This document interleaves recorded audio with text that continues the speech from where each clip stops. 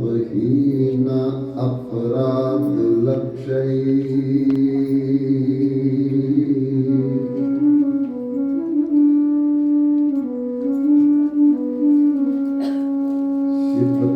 क्षिप्ताश्च कामादितरङ्गमद्दये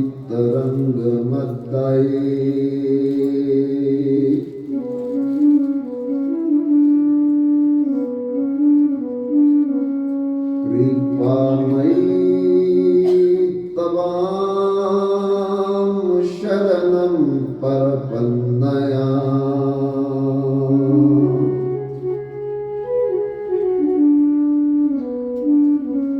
वृन्दे नमस्ते चरणारविन्दम्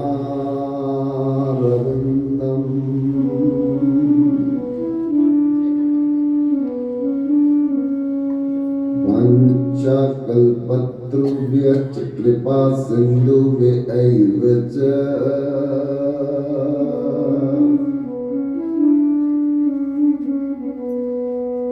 पतितानां पावनेभ्यो वैष्णवेभ्यो नमो नमः।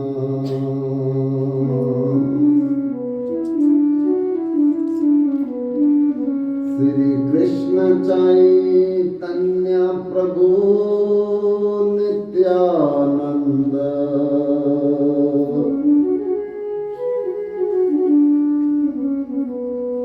श्री अद्वैत गदाधर शिवसदि गौर भक्त वृंद।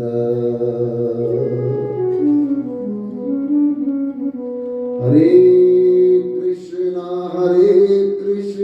कृष्णा कृष्णा हरे हरे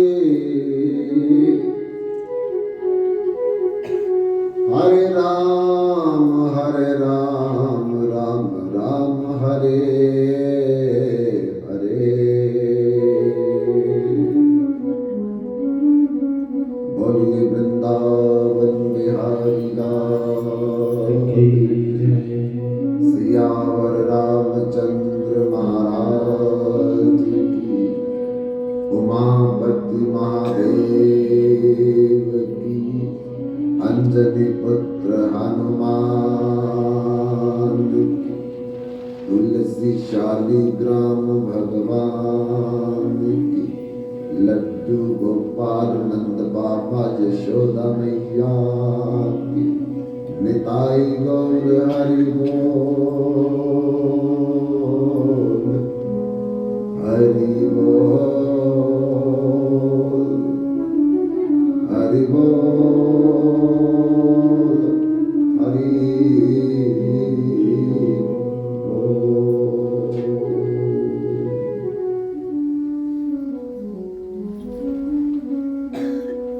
9 दिवसीय संकीर्तन एवं भागवत रहस्य कथा के कल दूसरे दिन हम लोग चर्चा कर रहे थे कि भगवान पराशर जी के पुत्र ऋषि वेद व्यास जी बद्रीनाथ धाम में माना दान सम्याप्रास नाम के अपने आश्रम में बैठकर सरस्वती नदी के किनारे ध्यान लगा करके कलयुग का दर्शन किया। चिंतित हो गए, उदास हो गए, उदासीन हो गए कि आने वाला कलयुग इतना भयंकर होगा और कलयुग के जीवों का उद्धार कैसे होगा, उनका मंगल कैसे होगा, कल्याण कैसे होगा, इस विषय में चिंता करनी चाहिए। तो क्या करे क्या ना करे, ये सोच विचार कर रहे हैं। निर्बीज पृथ्वी निरौषधि रसा नीचा महत्तम गता भूपाल निज कर्म धर्म रहिता विप्रा कुमार गेरता भार्या बरतु विरोधनी पररता पुत्रा पितु दोषिका हा कष्टम खलु वर्तते कलिजुगे धन्यामृता ये नरा। अर्थात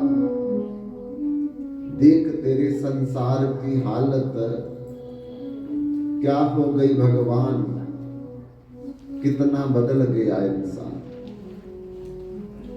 सूरज न बदला,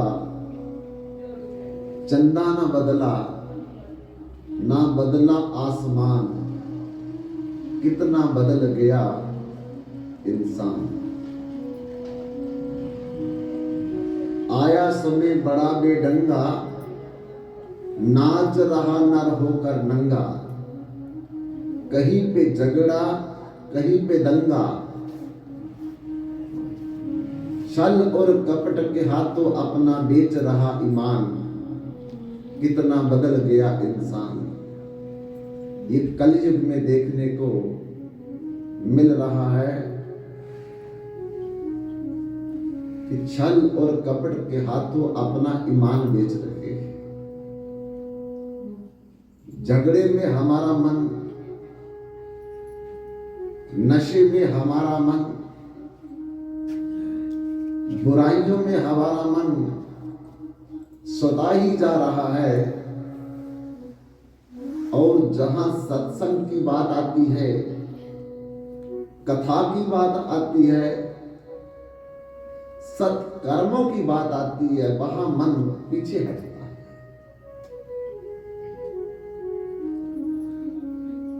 संत कबीर दास ने एक भजन के माध्यम से कलयुग का दर्शन कराया है। उल्टी चाल चली दुनिया में, देख जिया घबराया रे। डर न गते रे फांसी आवे, अजब जमाना आया रे। उल्टी चाल चली दुनिया में, देख जिया घबराया रे। उल्टी चाल चली दुनिया में, देख जिया घबराया रे। उल्टी चाल चली दुनिया में, देख जिया घबराया रे। उल्टी चाल चली दुनिया में, देख जिया घबराया रे। डर लगे और आवे हांसी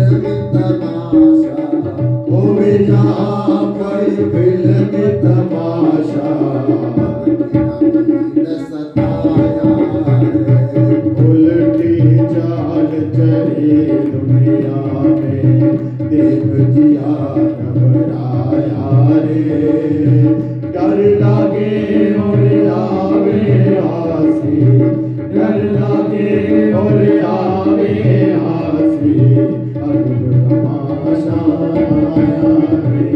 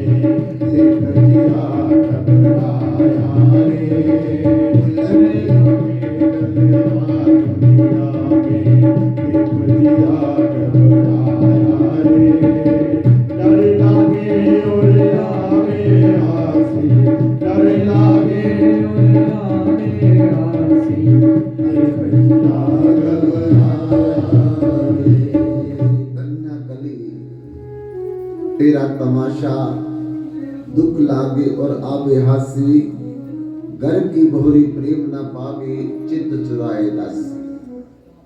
एक कलयुग की संत कबीर दास ने निशानियां बताई है कि कलयुग में क्या हो रहा है। दूध बेचने के लिए घर घर जाना पड़ रहा है और उसका भाव करके लिया जाता है, लेकिन मदरा बेचने वाले की दुकान जंगल में ही हो तब भी लोग वहां जाकर के खरीदते हैं। विवाह में, शादियों में जिस शादी वाले घर में मदरा नहीं चलता है, भक्ष्य पदार्थ नहीं चलते हैं, वहां बाराती ज्यादा समय टिकती नहीं है और घर आकर के कहते क्या खातिर की है, कुछ भी खाने को नहीं मिला। 56 भोग 36 व्यंजन बना करके दीजिए, मेहमान को खुश नहीं होगा। पाव भर मदिरा और ना खाने वाली वस्तुएं उनके आगे परोस दो, सबको जाकर के बताएगा मेरा रिश्तेदार है तो यही है। कन्या ना पिता की बात मानती है, ना पति पत्नी की बात मानता है, ना शिष्य गुरु की और ना गुरु शिष्य की बात मानता है। हर तरफ कोई भी वस्तु शुद्ध नहीं मिल पा रही है, भले कितना भी भाव अच्छा क्यों ना दिया जाए, लेकिन मिलावट की ही वस्तु आज प्राप्त हो रही है। भारतीय देसी गाय का दूध ढूंढ करके भी मिलता नहीं, और जर्सी गाय का दूध जो कि स्लो पॉइजन है, धीरे धीरे जहर का काम कर रहा है, वातावरण में भी जहर फैला रही है। वो उसके गोबर में भी जहर है, उसके शरीर से भी जहर निकलता है, और श्वास पर श्वास से भी वातावरण में जहर फैल रहा है, और दूध के माध्यम से तो हम जहर पी रहे हैं। लेकिन अगर भारतीय देसी गाय का दूध ढूंढने जाए तो कहीं भी मिलता नहीं। ये कलयुग की निशानियां हैं। 6-6 घंटे ताश पत्ता चलता रहेगा,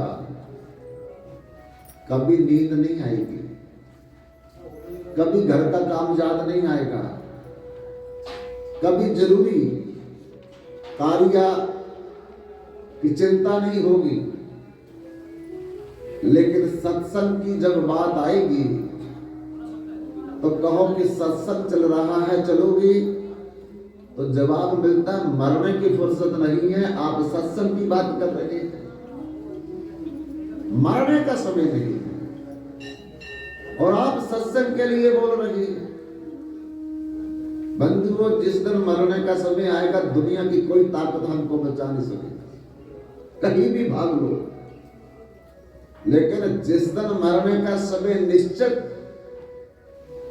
समय आ जाएगा, उस दिन ना परिवार बचाएगा, ना डॉक्टर बचाएगा, ना समाज बचाएगा। आप उस दिन क्या बहाना लगाएंगे?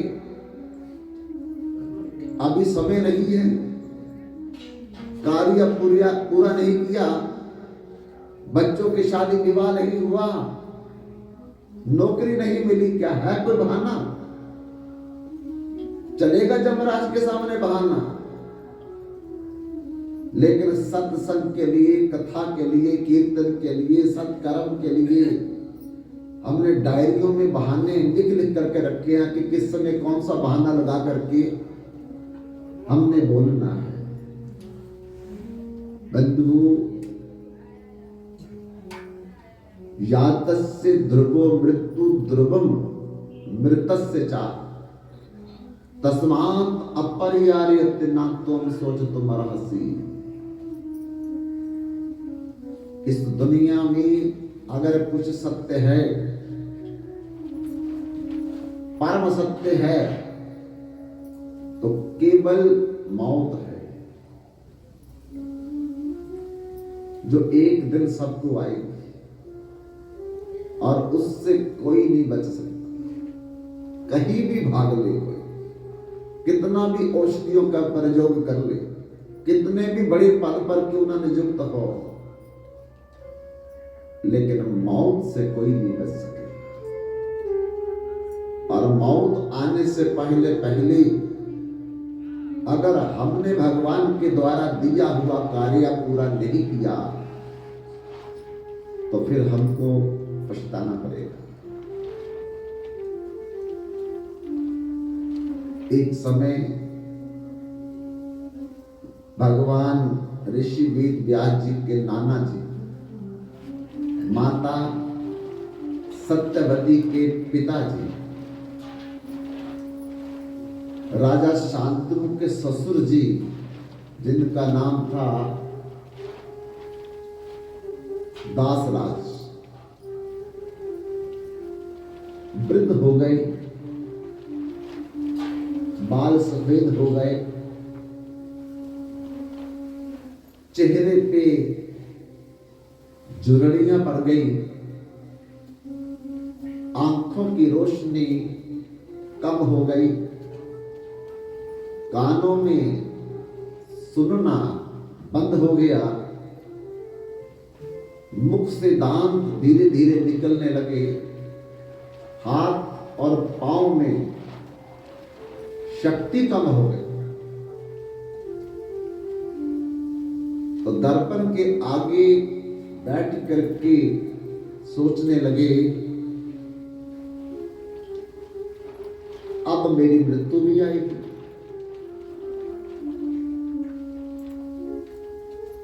लेकिन मैं मरना नहीं चाहता, कोई भी मरना नहीं चाहता, कोई दुनिया में मरना नहीं चाहता।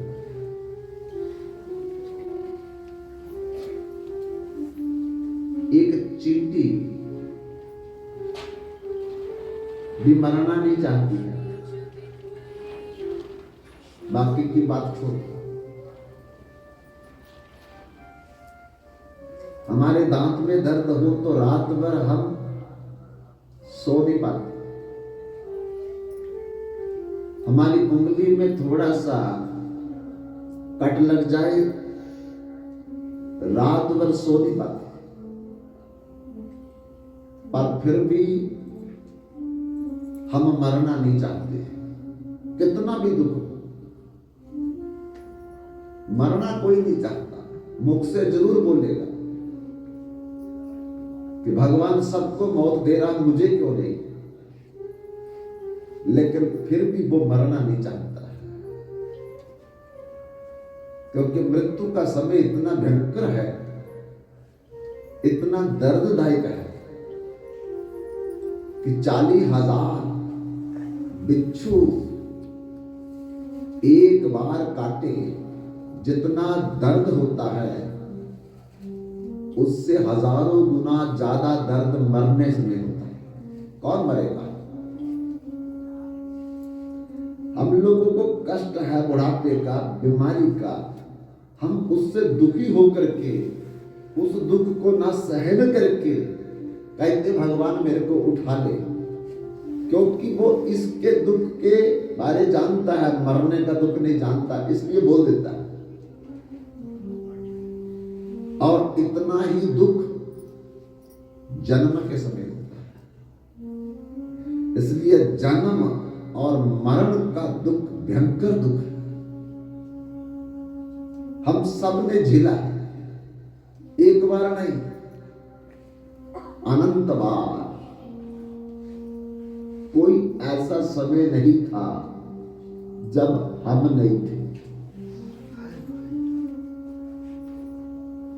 तब किसी न किसी जन्म में तो हम थे,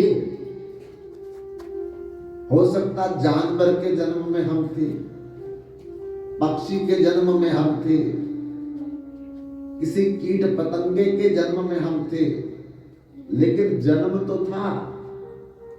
और कुछ समय रह करके उस शरीर को छोड़ना पड़ता है, और जब छोड़ना पड़ता है तो कष्ट, फिर जन्म लेना पड़ता है तो कष्ट, और माता के शरीर में 9, 10, 11, 12 मास जब रहना है तो और महाकष्ट है, क्योंकि पांव ऊपर होते हैं, सिर नीचे, और एक थैली में बंद है, पूरे शरीर को कीड़े काटते हैं। एक व्यक्ति को पेड़ के साथ पांव ऊपर करके सिर नीचे करके बांध दिया जाए, चींटियां छोड़ दो लाल, फिर देखो उसका क्या हाल होता है। यही हाल हमारा अनंत बार हो चुका है, लेकिन बार बार भूल जाते हैं, बार बार हम भुला देते हैं। ऐसा दुख ना जन्म का दुख है, ना मरण का दुख है, गर्भ समम दुख न भूतो न भविष्यति। माता के शरीर में पांव ऊपर सिर नीचे गंदी थैली में बंद कीड़े काटते हैं।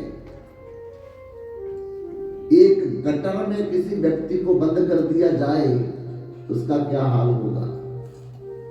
ऐसा हम अनंत बार हो चुके हैं। लेकिन फिर भगवान कृपा करने के लिए, दया करने के लिए, अपना कल्याण मंगल उद्धार करने के लिए मानव शरीर देते हैं कि भजन कर लो और इस जन्म और मृत्यु के चक्कर से दूर निकल जाओ। क्यों? क्योंकि गोविंद मिलन की जही बेरिया, मनुष्य जन्म में ही हम भजन करके पार जा सकते हैं और किसी जन्म में नहीं। कुत्ता बनेंगे, बिल्ली बनेंगे, हाथी, घोड़ा, ऊंट, इसमें भजन नहीं हो सकता। तोता, चिड़िया, मैना, भजन नहीं हो सकता। चींटी, काकरोच, इसमें भजन नहीं हो सकता। देवी देवता के शरीर में भी चले जाएंगे, भजन नहीं होगा। भजन करेंगे तो उसका फल नहीं मिलेगा, क्योंकि फल केवल मनुष्य जन्म में मिलता है। और किसी में पाप करो, पुण्य करो, अपराध करो, कोई कर्म का फल नहीं मिलता, क्योंकि केवल मनुष्य जन्म में ही कर्म का अधिकार है। जैसा कर्म करेगा वैसा फल देगा भगवान।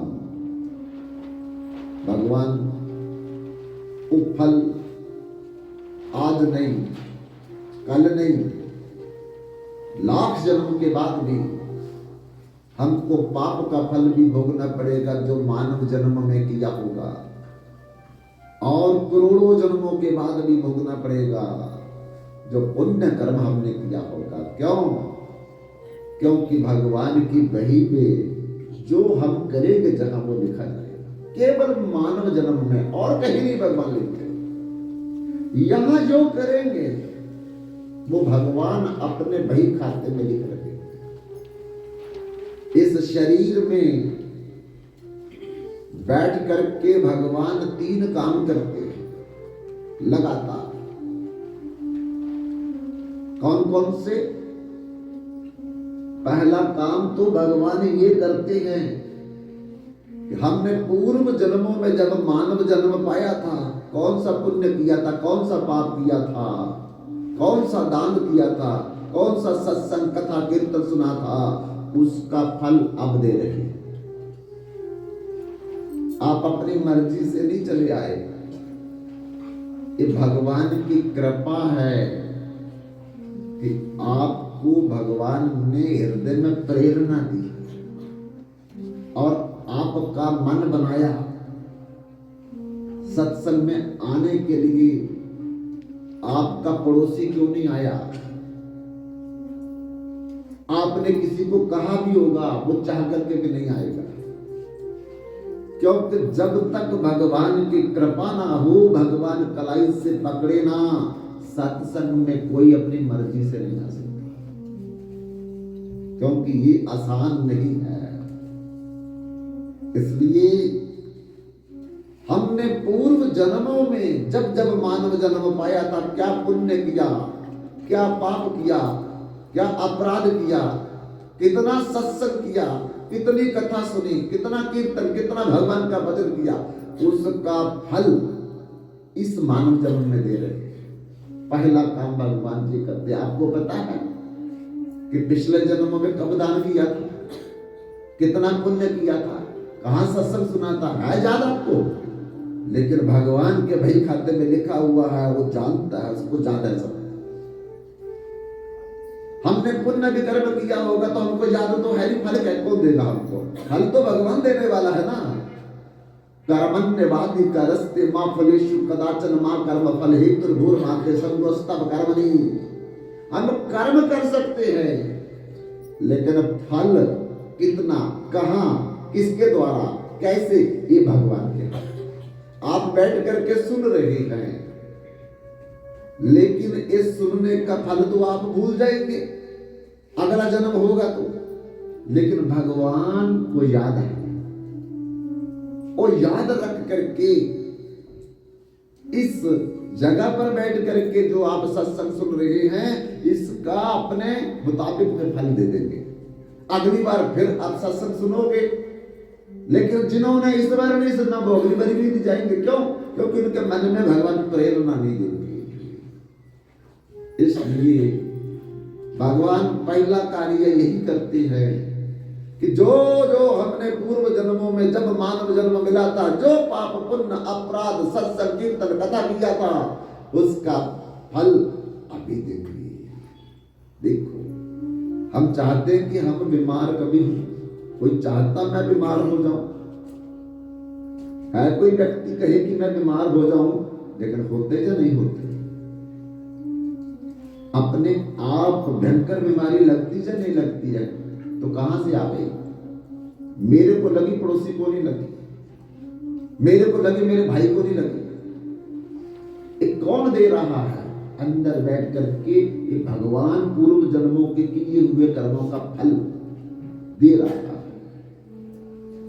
हमें नहीं पता।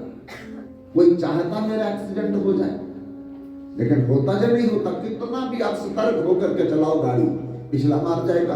क्योंकि कर्म का फल, जिसको आपने एक्सीडेंट किया था पूर्व जन्म में, वो एक्सीडेंट आप पे करेगा। कितना बच जाओ। कोई चाहता है कि मेरी बदनामी करे, लेकिन होगी। क्योंकि पूर्व जन्मों में जिसने बदनामी किसी की थी, इस जन्म में बदनामी का सामना करना पड़ेगा। कोई नहीं चाहता मुझे व्यापार में हानि हो रही या नहीं हो रही, चाह करके भी कितनी भी मेहनत कर लो, लेकिन फिर भी अगर भाग्य में हानि लिखी है तो हानि का सामना करना पड़ेगा, गरीबी का सामना करना पड़ेगा, दरिद्रता का सामना करना पड़ेगा। कितनी भी देख करके कन्या अपने घर में ले आओ बहू बना करके, लेकिन अगर उसने बदला लेना है गाली गलौच दे करके, तो वो अच्छी हो करके भी हमसे बदला जरूर लेगी। और आंखें बंद करके भी किसी कन्या का बहू बना करके अपने घर में ले आओ, लेकिन अगर हमने वार्तालाप उससे अच्छा किया होगा पूर्व जन्मों में, हमारी सेवा करेगी। कर्म प्रधान विषद रचि राखा, जिस जन कीन तस फल चाखा। ऐसी करनी करे वैसा ही फल पाए, बीजा पेड़ बबूल का आम कहां से। हमने जो किसी को कष्ट दिया था, उसका फल कोई दूसरा थोड़ी भोगेगा करके, वो मुझे ही भोगना पड़ेगा। नौजवान पुत्र मर जाता है, क्यों मरता? कोई चाहता मेरा पुत्र मर जाए, लेकिन वो बदला लेने के लिए आया था। क्योंकि हमने पूर्व जन्म में जो पुत्र बन करके आया है, कर्म हमारा, हमने कोई बुरा किया था, अब हमारा बदला लेकर के वो चला गया।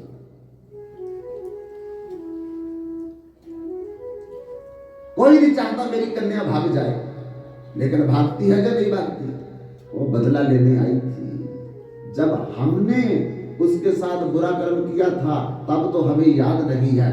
अब वो हमको संसार में, समाज में बदनामी दे करके जा रही है। हमें लगता है इस कन्या ने बहुत बुरा किया। उसने बुरा नहीं किया, हमने भी उससे बहुत बुरा किया था पहले। To every action there is equal and opposite reaction। जो हम कर रहे हैं उसके बदले में हमको भोगना पड़ेगा। अच्छा कर्म करेंगे तो अच्छा फल मिलेगा, बुरा कर्म करेंगे तो बुरा फल मिलेगा। सत्संग करेंगे तो बदले में सत्संग मिलेगा, कथा सुनेंगे तो बदले में कथा मिलेगी। लेकिन मानव जन्म में ही और किसी जन्म में पाप करो, पुण्य करो, अपराध करो, सत्संग करो, कीर्तन करो, कोई फायदा नहीं इसका। केवल मानव जन्म में हमको लाभ होगा। इसलिए बंधु, ये इतना दुर्लभ जन्म है, इतना अमूल्य समय है कि एक बार हमारे हाथ से निकल गया, करोड़ों कल्पों के बाद भी ये द्वारा नहीं मिलने वाला। और इसी से हम अपना 84 लाख का जन्म और मृत्यु का चक्कर काट करके दिव्य शरीर प्राप्त कर सकते हैं, भगवान के पार्षद बन सकते हैं, भगवान के धाम में जा सकते हैं। इसी शरीर में अभी जा सकते हैं, केवल मन को तैयार करना है। एक दिन में क्या, एक घड़ी में जा सकता है व्यक्ति, आधी घड़ी में जा सकता है, आधी से आधी घड़ी में भी जा सकता है, लेकिन मन तैयार करना पड़ेगा कि मैं भगवान का भजन करूंगा, मैं भगवान की भक्ति करूंगा। और वो तभी आएगा जब हम लोग सत्संग में बैठ करके मन लगा करके सुनेंगे। मन कहीं और जा रहा है, मैं जहां बैठा हूं सत्संग का फल नहीं मिलेगा। सत्संग का फल तभी मिलेगा जब मन और शरीर दोनों मेरे सत्संग में होंगे, क्योंकि शरीर नहीं सुनता है, सुनता है मन। तो मन अगर हमारा घर में होगा तो घर में जो सोच रहा है उसका फल मिलेगा। मन मेरा दुकान पे है, दुकान पे जो सोच रहा है उसका फल मिलेगा। शरीर जहां बैठा है तो शरीर तो जड़ है, सुनने वाला मन है, ना सुनने वाला मन है। दुख मन देता है, सुख मन देता है, शरीर नहीं देता है।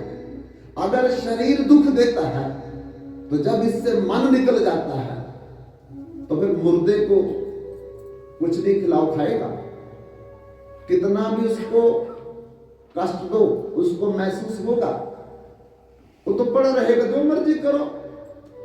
दुख और सुख वाला तो निकल गया उसके बीच से। इसलिए ये शरीर जड़ है, जो कुछ कर रहा है हमारा मन कर रहा है। मन ऐ मनुष्यानां कारणम बंध मोक्षयो बंधाय विश्य संगो मुक्ताय निर्विषम्मना। मन ही बंधन का कारण है, मन ही मोक्ष का कारण है। मन ही हमको बार बार कुत्ता, बिल्ली, हाथी, घोड़ा, ऊंट, कां, गिद्ध के जन्मों में ले जाता है, और मन ही हमको भूत, प्रेत, पिशाच, असुर, राक्षस, ब्रह्म, दैत्य बनाता है। मन ही हमको कीड़ा मकोड़ी के जन्म में ले जाता है। ये शरीर नहीं, ये तो वर्दी है, ये तो कपड़ा है। मन बैठ करके जैसा इसमें कर्म करेगा अगले जन्म में वैसा कपड़ा मिल जाएगा। अब मानव जैसा कर्म नहीं करेंगे, कुत्ते जैसा करेंगे तो अगला जन्म कुत्ते जैसा शरीर मिल जाएगा। बिल्ली जैसा करेंगे तो बिल्ली जैसा शरीर मिल जाएगा। प्रेत जैसा काम करेंगे तो प्रेत जैसा शरीर मिल जाएगा। ये मन जैसा कर्म करेगा वैसा हमको फल आगे मिलता जाता है। इसलिए मन को देखना